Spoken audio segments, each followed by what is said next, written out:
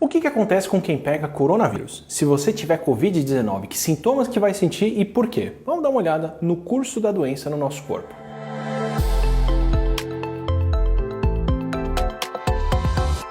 Imagina que você saiu de casa e se descuidou. Encostou lá em uma superfície que foi contaminada por alguém com Covid, que tossiu e depois você passou a mão no seu olho. Ou você dividiu espaço fechado com alguém contaminado, não tinha circulação de ar e você inspirou gotículas de saliva com o coronavírus.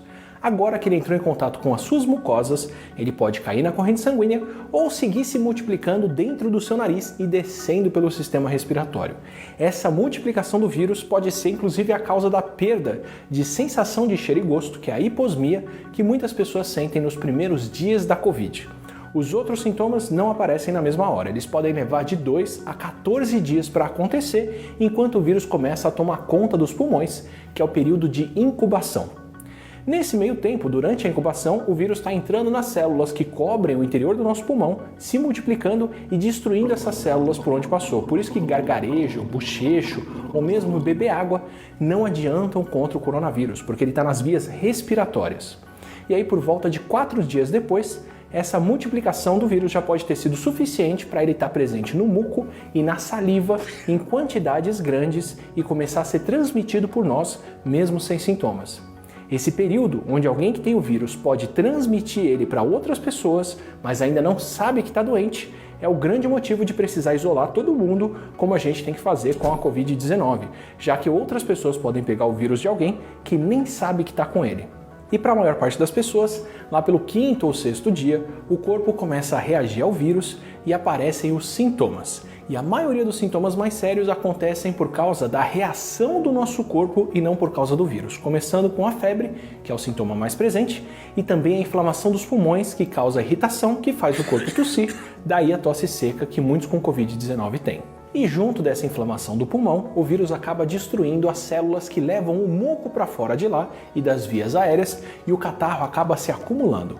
E com essa multiplicação no pulmão, com essa complicação, a inflamação e o catarro, vem o cansaço que muitos podem sentir e a falta de ar que é tão marcante na Covid. E em casos mais raros, o vírus pode atacar mais do que os pulmões e atingir o sistema digestório, de onde vem a diarreia, as náuseas e o vômito, que são mais raros. Esses são sintomas dos casos mais leves. Para a maioria dos adultos e para a grande maioria de crianças e adolescentes com Covid-19, é assim que a situação caminha. Nos casos mais leves, esses sintomas vão levar uma semana para melhorar ou até 2 em casos mais moderados, mas essas pessoas se recuperam sem precisar de hospitalização.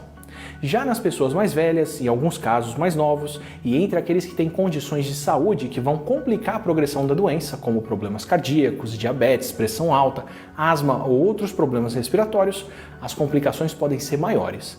Nessas pessoas, não só a inflamação pode ser mais séria, como o acúmulo de líquidos no pulmão pode ser bem pior. Esses vão ser os casos moderados a mais graves, onde acontece a versão pneumônica da doença nos pulmões.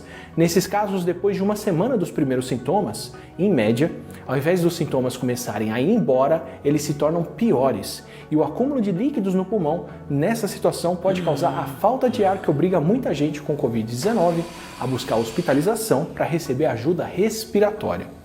Nos casos mais severos e críticos, a doença evolui rápido e o paciente já pode precisar ir para um hospital quando os sintomas começam. E muitos desses pacientes vão desenvolver a síndrome do desconforto respiratório agudo, que é tão característica da Covid. Entre a destruição e a inflamação do pulmão, o líquido que em outras partes do corpo ia deixar elas inchadas, no pulmão vai ocupar o espaço que deveria estar cheio de ar para dar oxigênio para o nosso sangue e para levar embora o gás carbônico.